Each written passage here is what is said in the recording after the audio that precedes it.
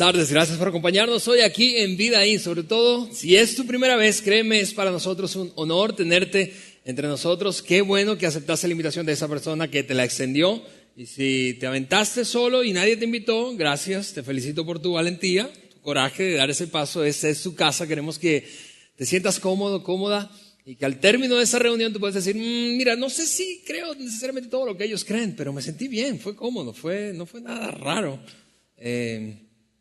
esa experiencia. Así que me gustaría regresar, esa es nuestra meta. Hoy estamos terminando una serie de 3 domingos, fue una serie rápida, este es el tercero y último de una serie que hemos llamado La Trampa de la Comparación. Pero antes de saltar al tema de cierre de la serie, quiero tomar un minuto nada más para animarte y explicarte de una serie que vamos a comenzar el próximo domingo llamada La Luz del Mundo. En ocasión de ese acontecimiento, ¿verdad?, anual, ¿verdad?, se acerca la Navidad, ya el próximo domingo es diciembre.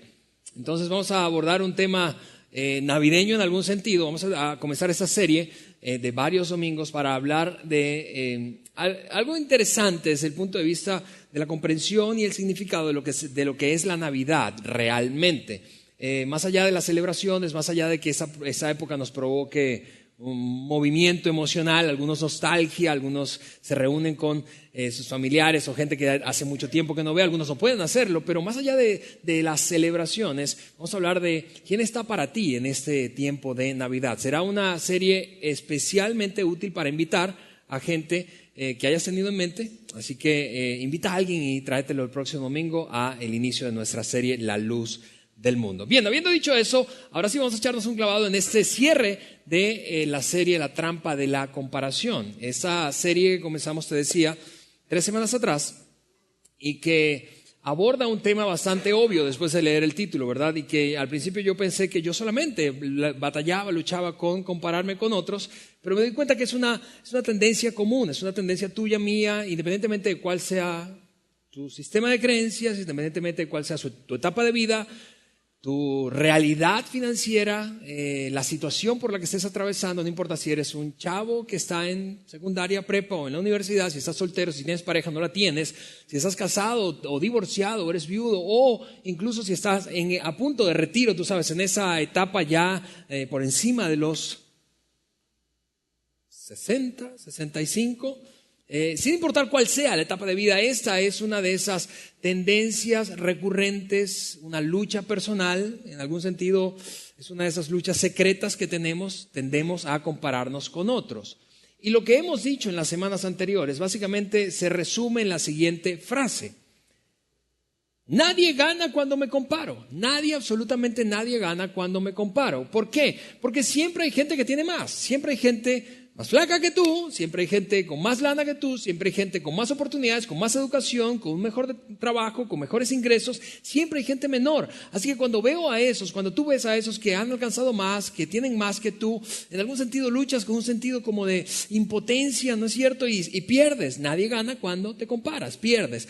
Por otra parte, si ves a otros que tienen menos que tú, porque siempre hay gente que tiene menos que tú, siempre hay gente más calva que tú, siempre hay gente más pobre que tú, siempre hay gente que ha alcanzado menos que tú, siempre hay gente que ha tenido menos fortuna que la tuya, que ha fracasado más que tú. Entonces tú experimentas algún tipo de aire de superioridad y ellos pierden. Nadie gana cuando me comparo. O pierdo yo cuando me comparo con gente que tiene más, o pierden ellos cuando me comparo con gente que tiene menos. Y es una tendencia normal, común, que tú y yo tenemos, una lucha, te decía, recurrente, frecuente. La semana pasada indagamos un poco más, profundizamos en ese tema. ¿Por qué? ¿Y qué es lo que nos lleva a compararnos con otros? ¿Qué es lo que nos lleva a usar como medida de referencia, ¿sí?, como una vara de medición a otra persona? Porque típicamente no usamos un qué, usamos a un quién para medirnos a nosotros mismos. Y entonces veo, quizá ese quién es tu cuñado, quizá ese quién es tu hermana mayor, tu hermano menor, quizá ese quién es tu vecino, ese quién es tu jefe, pero utilizamos a un quién. Típicamente ese quién ocupa un lugar importante en tu vida y la mía, ¿no es cierto? No nos comparamos con gente que no representa alguien importante para nosotros. Y eso es así, y así concluimos la semana pasada, porque tú y yo somos. lo que la persona más importante de nuestra vida dice que somos.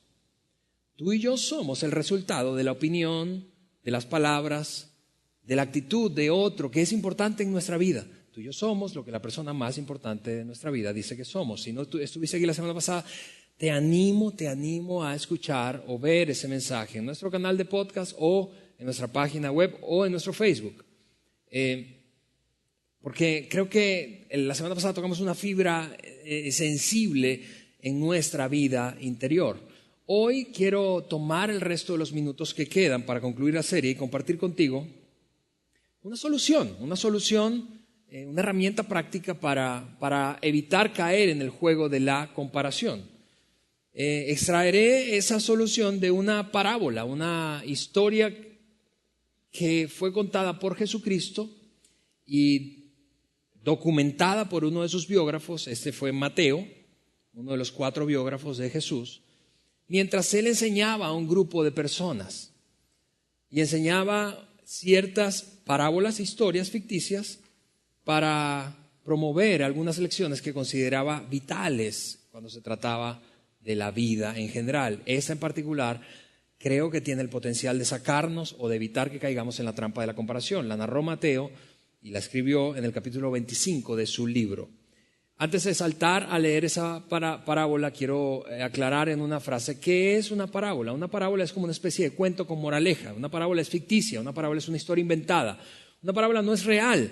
Así que y quiero hacer énfasis con eso porque, sobre todo si tú tienes historia de iglesia, si tú has escuchado, leído, aprendido de parábolas del Nuevo Testamento, particularmente enseñadas por Jesucristo en el pasado, probablemente te has visto enganchado porque son fascinantes las parábolas, pero al mismo tiempo en ocasiones nos sentimos un poco confundidos porque no sabemos si eso es literal lo que está enseñando, es sentido figurado, eso es para mí, eso es para alguien más.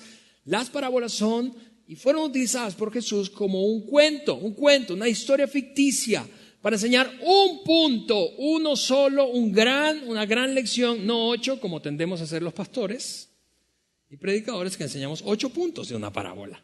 No, era uno solo, un gran asunto que Jesús se proponía ilustrar a través de una historia ficticia. Cada parábola típicamente comenzaba con una frase similar a esta, mientras Jesús enseñaba.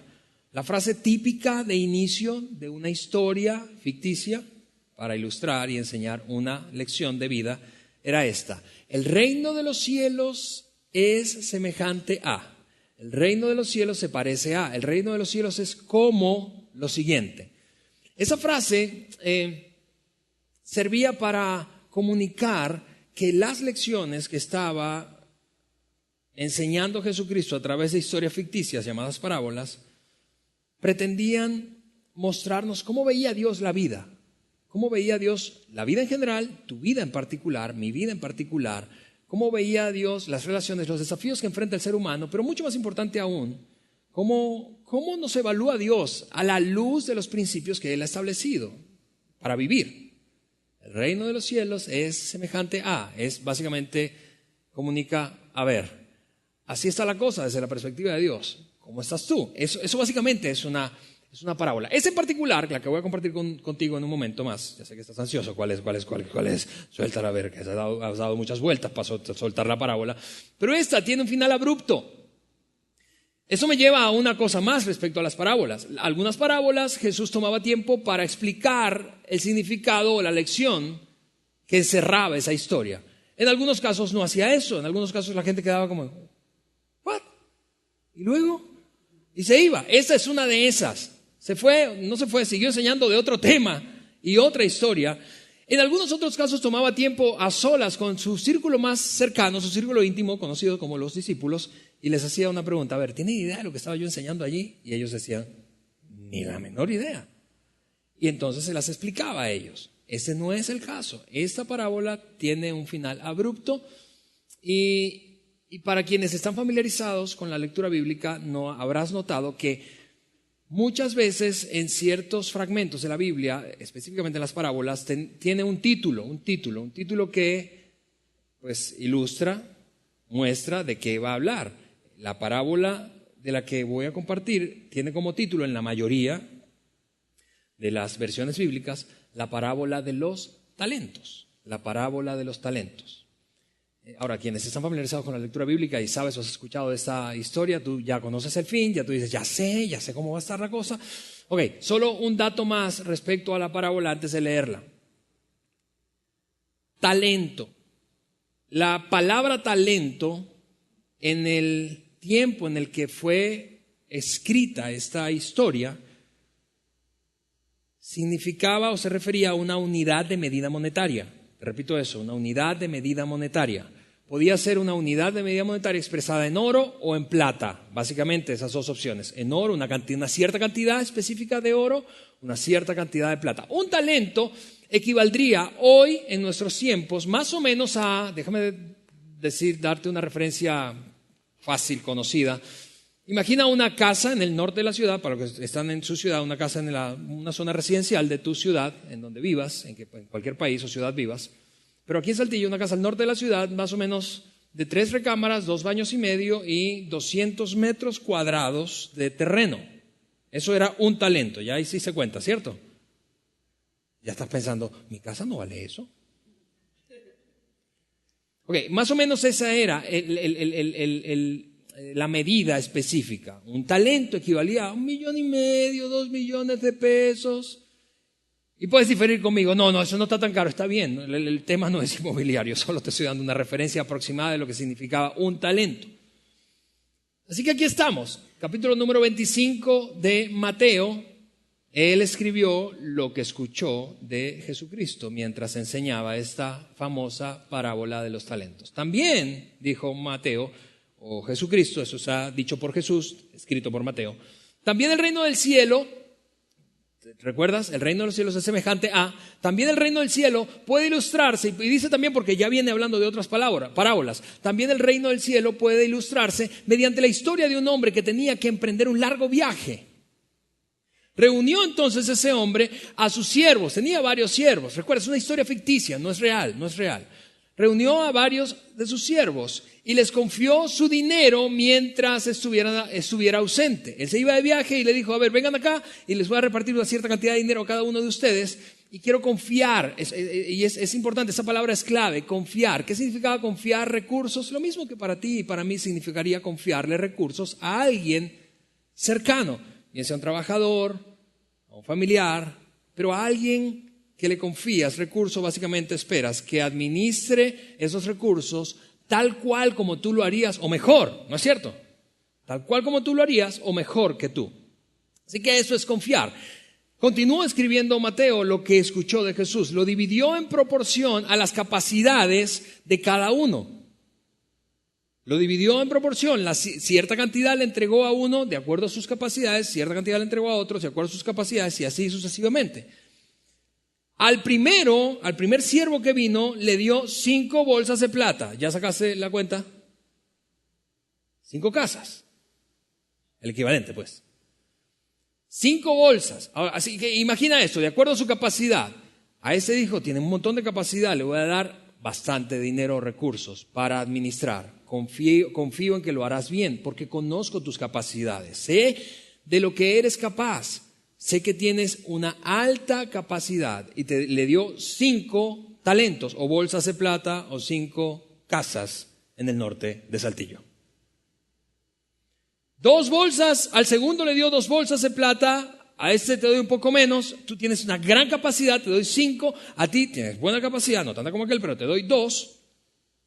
Y al tercero y último dijo, ¿será que te doy o no te doy? Bueno, toma uno, pues, para que no llores. A ese le dio 1. 1 talento, 5 bolsas de plata o 5 talentos, 2 talentos o 2 bolsas de plata, 1 talento, de acuerdo a la capacidad de cada uno. Ahora, 2 preguntas necesarias, importantes para hacernos cada vez que tú y yo leemos una historia, una parábola bíblica o en general una historia bíblica, son estas. ¿Dónde está Dios en esa parábola? Porque Dios está en esa parábola, en esa historia ficticia. ¿Dónde está? ¿Dónde está? ¿Dónde lo ubicas? Parece evidente que es el amo, ¿no es cierto? ¿Sí? Ni modo que sea el tipo de una, ¿no? Parece evidente que es el dueño de los recursos, el que dice, aquí a ti te voy a dar tanto, tanto, tanto, de acuerdo a la capacidad. Puede parecer injusto, tú puedes molestarte con este, porque piensas que no tienes tanto, pero el amo es Dios. La segunda pregunta para hacernos cada vez que leemos una historia bíblica: si estás comenzando, esto es especialmente útil si estás comenzando, te estás dando la oportunidad de leer la Biblia, o esta es la primera vez que ves un texto bíblico.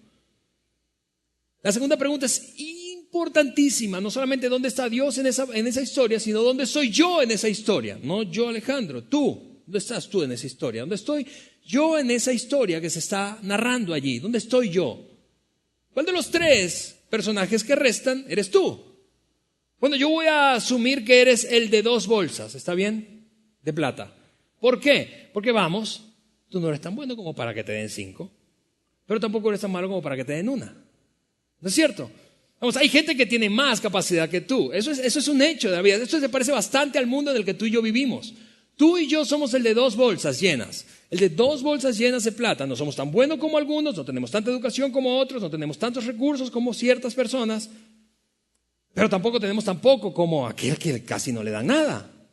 ¿Se parece eso a ti? ¿Te sientes identificado? Yo creo que se parece bastante a tu mundo y al mío. Tú y yo, te repito, digamos que estamos reflejados en el segundo, 2 bolsas. Lo que siguió narrando Jesús mientras enseñaba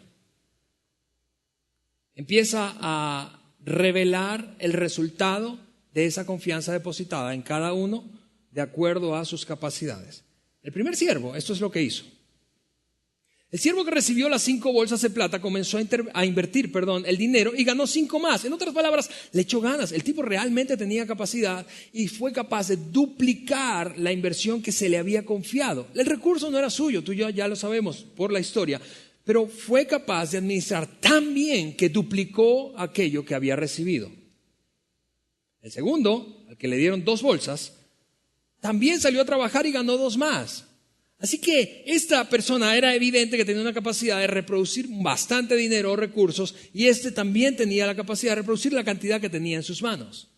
Pero el tercero, eso es lo que dijo Jesús en la historia. ¿Recuerdas una historia ficticia? El tercero recibió el que recibió una sola bolsa de plata cavó un hoyo y allí escondió el dinero de su amo.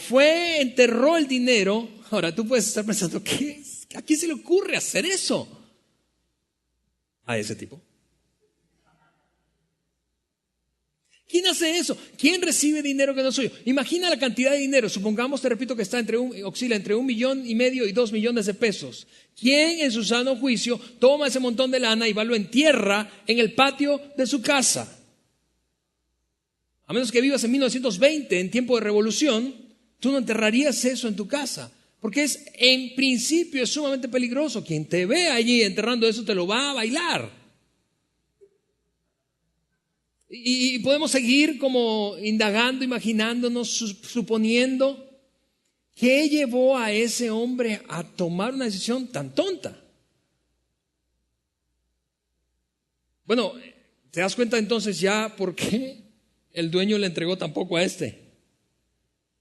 Él enterró lo que tenía y entonces la historia siguió transcurriendo. Jesús siguió diciendo, después de mucho tiempo, y cuando tú lees esa palabra, cada vez que hay una parábola o estas 2 palabras, eso se refiere a realmente mucho tiempo. Vamos a decirlo de otra forma, después de toda una vida, después de años y años y años y años, el amo regresó de su viaje y los llamó para que rindieran cuentas, básicamente para que respondieran la pregunta, a ver, ¿qué hiciste con lo que te di? Porque recuerda que no es tuyo, no era tuyo. Yo, el dueño de eso, te lo entregué a ti y te pedí que lo administraras bien, y ahora quiero saber qué tan bien te fue, qué tanto hiciste, qué tanto dejaste de hacer. Así que imagina cómo estaba el siervo de 5 bolsas. Imagina cuán ansioso estaba porque llegara. Ya va a llegar. Ya llegó, no. Y pasaba el tiempo y él ansioso porque llegara. Y finalmente llegó el dueño y les pidió cuentas. Así que el siervo, el primero, al que le dieron 5 bolsas, al que le habían confiado las 5 bolsas de plata, se presentó con 5 más y dijo, amo, usted me dio 5 bolsas de plata para invertir y he ganado 5 más. El amo respondió, Bien hecho, lo llenó de elogios. Bien hecho, mi buen siervo fiel. Has sido fiel en administrar esta pequeña cantidad. Ahora, lo que tú podrías decir, eso no es una pequeña cantidad. ¿Cuántos mataríamos por tener 8 millones en la bolsa?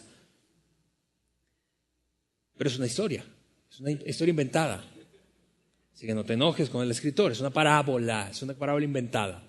Así que ahora le dijo el amo, te daré muchas más responsabilidades, porque eso es lo que hace cualquier líder con su equipo. Si una persona tiene un gran desempeño, le da más. Lo contrario también es cierto, si una persona no se desempeña bien, no le da más.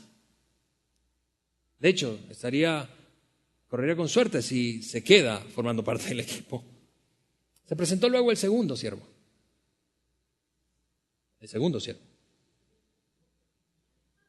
El que había recibido las 2 bolsas de plata y dijo, amo, usted me dio 2 bolsas de plata para invertir y he ganado 2 más. Y el amo entonces respondió algo muy similar. Esa fue la respuesta de su amo. Bien hecho, mi buen siervo fiel. Ha sido fiel en administrar esta pequeña cantidad, que por cierto tampoco era poca, pero es una historia inventada. Así que ahora te daré muchas más responsabilidades. Ven a celebrar conmigo. Y aquí es cuando, si esa historia tuviera un soundtrack, tuviera un fondo musical, la música cambiaría, ¿no es cierto? Porque ahí viene el vato que enterró la lana. ¿Sí o no? Tú dices, ay no, que no. O entre otras cosas, tú puedes estar poniéndote en los zapatos del que enterró el dinero, pensando, ¿por qué me llamaron de tercero? Esos infelices hicieron tan buen trabajo, me hubiesen llamado de primero y me voy feliz. Ok, la cosa es que ahora hay tensión. No es verdad que sientes la tensión de que viene el tercero, a ver qué le van a decir, lo van a batear a ese hombre que no fue capaz de atreverse a hacer algo con el dinero. Por último, se presentó el siervo que tenía una sola bolsa de plata y dijo, mira esto, es increíble cómo sutilmente este hombre responsabiliza al dueño de la lana por el mal desempeño que tuvo administrando el dinero que aquel le confió. Porque dice algo como, amo, yo lo conozco a usted. Yo sé que usted es duro. Yo sé que usted es un hombre severo, que cosecha lo que no sembró, que recoge las cosechas que no cultivó.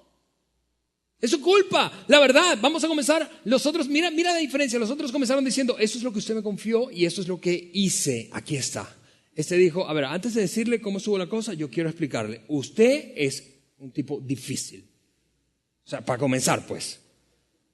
Y eso realmente, usted tiene que ser consciente de eso. Aquí estoy yo para darle feedback, estoy para servirle, quizá nadie se lo ha dicho, pero yo quiero decirle, usted es un tipo muy difícil.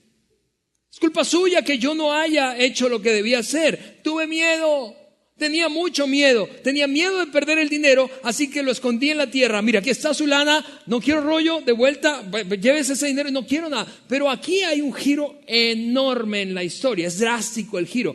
El amo respondió esto, siervo perverso y perezoso. Déjame cambiar esta palabra por otra que más adelante menciona el escritor Mateo. Voy a cambiar perverso por inútil. Si esa te sonaba fuerte, probablemente la otra te suena más. ¡Inútil! Si sabías que yo era así, si sabías que yo era un tipo severo, si sabías que yo cosechaba lo que no sembré, que recogía lo que no cultivé, ¿por qué no depositaste mi dinero en el banco? Al menos hubiera podido obtener algún interés de él. Y algunos de ustedes pueden estar preguntándose, a ver, ¿pero había banco en esa época? Es una historia inventada.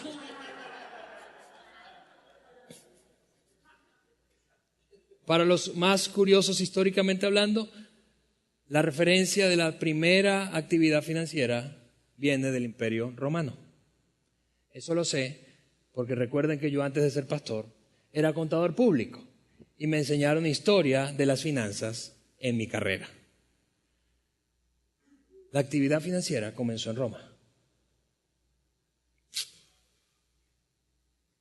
Si tú crees que esto está ahí, la música cambió, ¿verdad? Tienes que leer lo que sigue.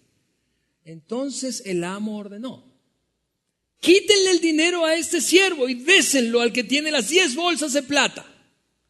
A lo que tú puedes clamar, eso no es justo.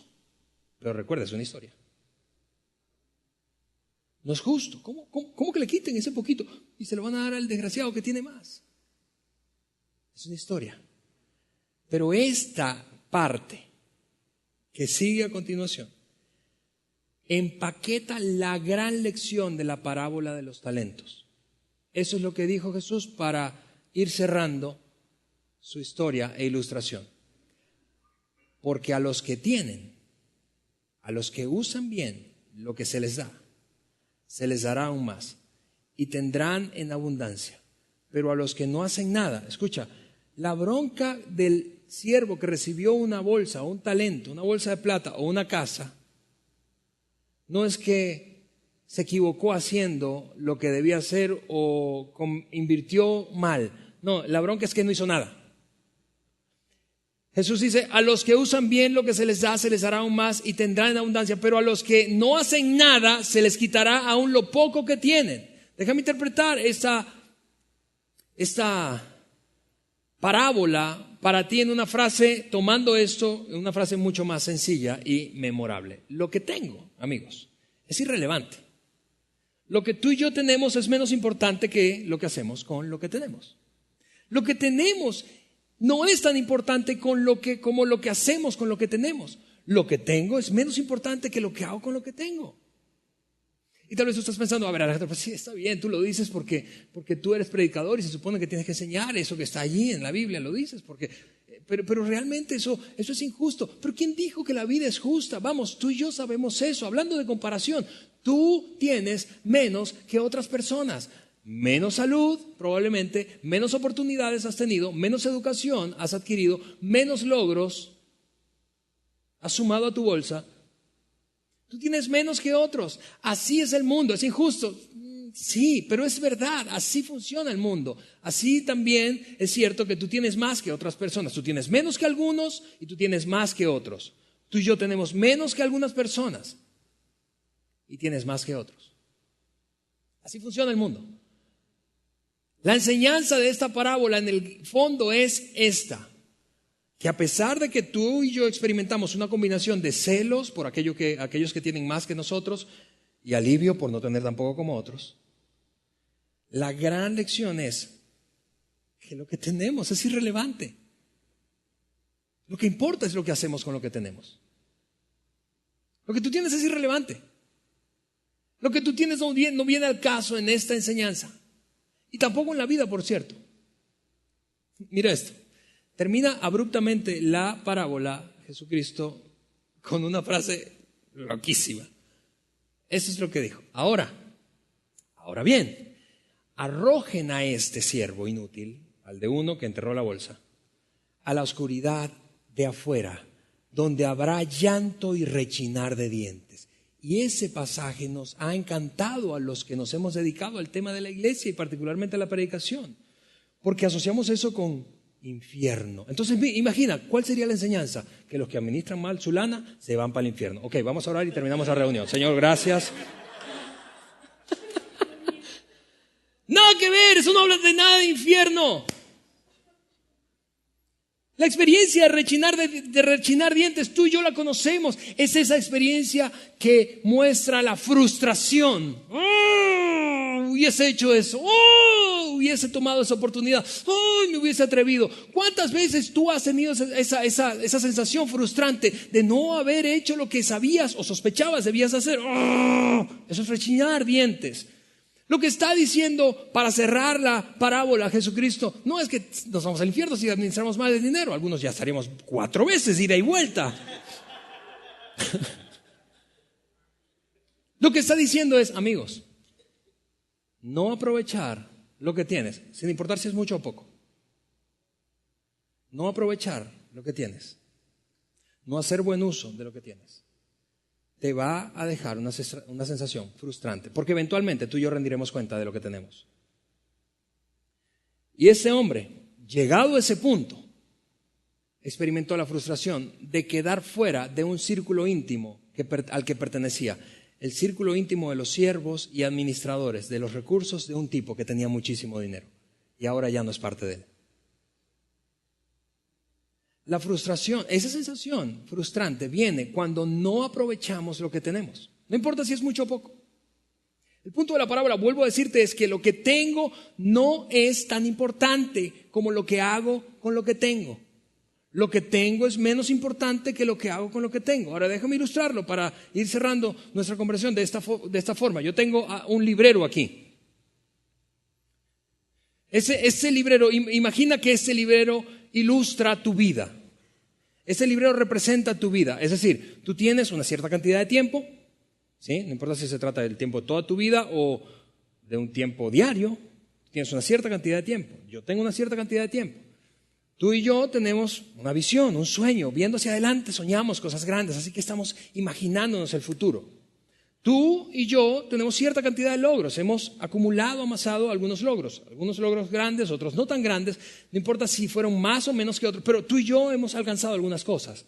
Tú y yo al mismo tiempo tenemos una pareja, este símbolo de allí representa una pareja, no sé si lo ilustramos bien, pero es una pareja. Algunos dicen, yo no la tengo. Bueno, ahí está vacío tu cuadro, pero la cosa es que se supone que ahí va una pareja. Tú y yo tenemos un conjunto de relaciones, amistades, conexiones, ¿sí? Eso representa amistades. Tú y yo tenemos una serie de talentos, alcanzamos cosas, somos buenos para algunas cosas. Algunos son buenos para muchas cosas, otros son buenos para menos cosas, pero somos buenos para algunas cosas al menos.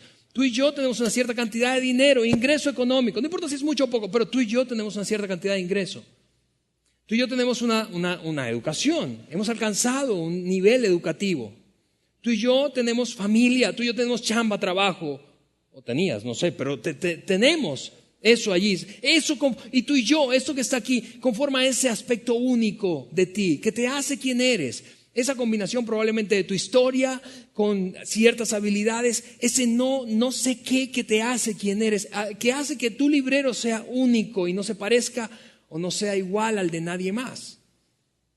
Tu librero es único, mi librero es único, mi vida es única, tu vida es única. Y todo el cúmulo de estos elementos la hace ser única. En la historia, o aplicando esa historia a tu vida y la mía, hoy, Dios nos dio esto y nos ha compuesto de esta manera. ¿Cuál es el problema que tú y yo tenemos? El error que cometemos es que miramos el librero de al lado. Es que decimos, ay, que si mi librero fuera como el de él. Es que yo no tengo nada en ese cuadro. Y pensamos, estamos mirando constantemente el librero del otro. Pero es un error. ¿Por qué? Porque típicamente miramos el librero del que tiene más, el librero más lleno, más frondoso, más llamativo, ¿sí? Comparado con el nuestro. Pero es un error, mira, ¿por qué? Entre otras cosas, ¿a quiénes tú y yo realmente admiramos? No es cierto que admiramos a gente, no que tenía su librero lleno desde un inicio, no. De hecho, probablemente es al contrario, a gente que no tenía mucho en su librero, pero logró hacer demasiado con lo poco que tenía. ¿No es cierto que esas son las historias que te enganchan a ti y a mí, que admiramos y decimos, wow, ¿cómo pudo lograr tanto con tan poco? ¿Cómo le fue tan bien con una historia familiar tan terrible? ¿Cómo le fue tan bien si nadie le brindaba oportunidades? ¿Cómo le fue tan bien a ese tipo que era tan feo? ¿Cómo le fue tan bien? ¿Cómo le fue tan bien? ¿Cómo se pudo casar con esa mujer tan bella? ¿Cómo le fue tan bien? Admiramos a aquellos, no a los que tienen el librero más lindo, a los que no tenían mucho, pero de alguna forma hicieron grandes cosas con lo que tenían. ¿Por qué? Porque lo que tenemos es irrelevante. Es menos importante que lo que hacemos con lo que tenemos. Así que la pregunta es, ¿qué harás? ¿Qué harás con lo que tienes? ¿Qué harás con lo que Dios te ha confiado? ¿Qué voy a hacer yo? ¿Qué haremos con lo que Dios nos ha confiado? Con las cosas buenas de tu vida y con las cosas que no son buenas, con las cosas malas de tu vida. ¿Qué harás? Porque todo eso, todo, lo bueno, lo malo, está y te conforma a ti de la manera en que eres por la gracia y el amor de Dios. ¿Qué harás con lo que tienes? ¿Qué harás con los años que te restan? Gente que está aquí y considera, bueno, esta enseñanza me hubiese encantado escucharla hace 20 años. ¿Qué harás con los años que te restan, con los meses que te restan? ¿Qué harás? ¿Qué harás con las relaciones que tienes? ¿Qué harás con el matrimonio que tienes? ¿Qué harás? ¿Qué haré yo con el dinero que tengo? ¿Qué harás con los logros? ¿Qué harás con la educación que tienes? No importa si es mucho o poca, es irrelevante eso. ¿Qué haremos con lo que tenemos? Porque lo que tenemos es menos importante que lo que haremos con lo que tenemos. ¿Qué harás? ¿Qué haremos tú y yo? La gran lección de esa historia ficticia es que no es tan importante lo que tenemos. Es más importante lo que hacemos con eso que tenemos. Para cerrar esa serie yo quiero dejarte con dos ideas, apenas, dos pensamientos en tu mente que espero que sean tan útiles como lo son para mí. Cuando te veas tentado, cuando te veas tentada a caer en el juego de la comparación, cuando veas a la derecha y veas hacia la izquierda y digas, estoy mal comparado a, me gustaría aquel librero, me gustaría ser más como él, me gustaría tener más tanto como ella, Cuando te veas tentado, tentada a caer en la trampa de compararte con otros, que es un juego en el que nadie gana, esta es la frase que quiero poner en tu cabeza. Y ojalá, no sé, si le tomas fotografías, si le pones una alarma de tu teléfono, si pones un post-it en el espejo de tu baño, si lo escribes en algún lugar en tu casa. Pero ojalá que cuando tú te veas tentado a caer en el juego de compararte con otros, tú puedas repetirte esto. Tomaré como punto de referencia, como medida de referencia, no a mi vecino, no a mi cuñado, no a mi suegro, sino a aquel que me hizo, aquel que me ama, aquel que me redimió, a Jesucristo. ¿Por qué? Porque como lo decíamos la semana pasada, tú y yo somos lo que la persona más importante de nuestra vida dice que somos. Tú y yo somos lo que la persona más importante de nuestra vida dice que somos. Y este es el lugar que debería ocupar Jesucristo, y lo decíamos la semana pasada, no por un asunto religioso, es porque no hay una fuente inagotable, invariable y perfecta de amor, seguridad y propósito que no sea Jesucristo. ¿Quién puede amarte incondicionalmente? ¿Quién puede darte propósito incondicionalmente? ¿Quién puede amarte en tus peores momentos, en mis peores momentos?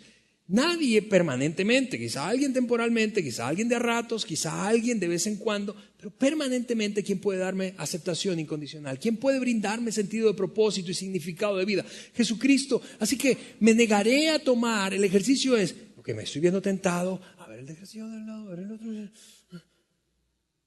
Tomaré como mi punto de referencia al que me hizo, al que me ama y al que me redimió. Primera herramienta. Segunda herramienta, me obligaré a decirme esto, celebraré lo que Dios le ha dado a otros, el librero de aquel, aunque me dé como ansias, me dé como de entera. Celebraré lo que Dios le ha dado a otros, pero al mismo tiempo aprovecharé lo que Dios me dio a mí. Celebraré lo que Dios le ha dado a otros, pero aprovecharé lo que Dios me ha dado a mí. De hecho, si me permites, yo quisiera, no hago esto con frecuencia, pero quisiera hacer un ejercicio contigo. Quisiera escucharte decir esa frase en voz alta. ¿Puedes hacer eso conmigo? Vamos a hacerlo a la 1, a las 2 y a las 3.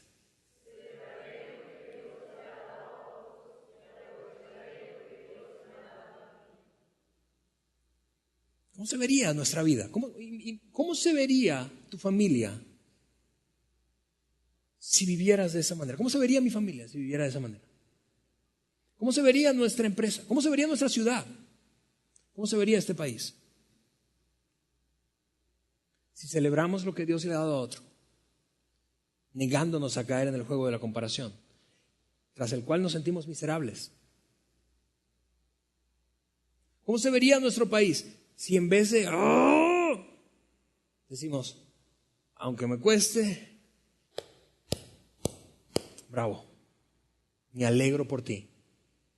Al principio te va a parecer falso.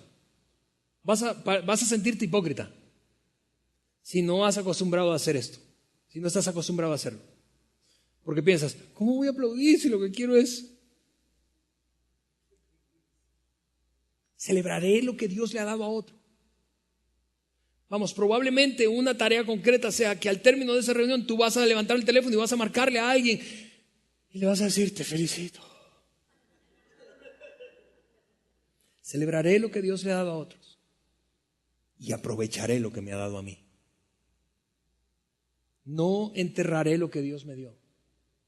No enterraré lo que se me ha confiado, no enterraré los talentos que tengo. No importa si son muchos o pocos, no importa si comparativamente hablando yo esté por debajo de la media, no importa eso, no importa si soy menos inteligente de lo que la mayoría, no importa eso, no importa si tengo menos talento para una actividad específica, no importa eso. Aprovecharé lo que Dios me dio a mí, porque un día llegará el amo de eso que tú y yo tenemos, que no es nuestro, y nos dirá: a ver cómo te fue. Esta es mi oración. Mi oración es que tú y yo seamos al menos el de 2 bolsas. Te repito, no digo el de 5. Hay gente que tiene más que tú. Pero que no seamos por ninguna razón el de 1. Que le echó la bronca a Dios, que dijo: ¿por qué le diste más a aquel y menos a mí? Y que enterró lo que Dios le había dado, habiendo podido multiplicar eso que tenía. Porque lo que tienes es irrelevante. Lo que importa es lo que haces con lo que tienes. Oramos juntos. Señor, te damos gracias. Es extraordinario, Señor, que esa historia ficticia, Dios, se haya preservado por tanto tiempo y sea tan útil para nosotros, como una herramienta para salir o evitar caer en el juego de la comparación. Porque cuando nos comparamos, nadie gana. Porque cuando nos comparamos, todo el mundo pierde. Porque la cosa no se trata de cuánto tenemos, Dios, sino de qué hacemos con lo que tú nos has confiado. Ayúdanos a ser como esos 2 primeros hombres de la historia, que aprovechamos lo que teníamos, sin importar cuánto significaba eso comparado a otros. En el nombre de Jesús. Amén.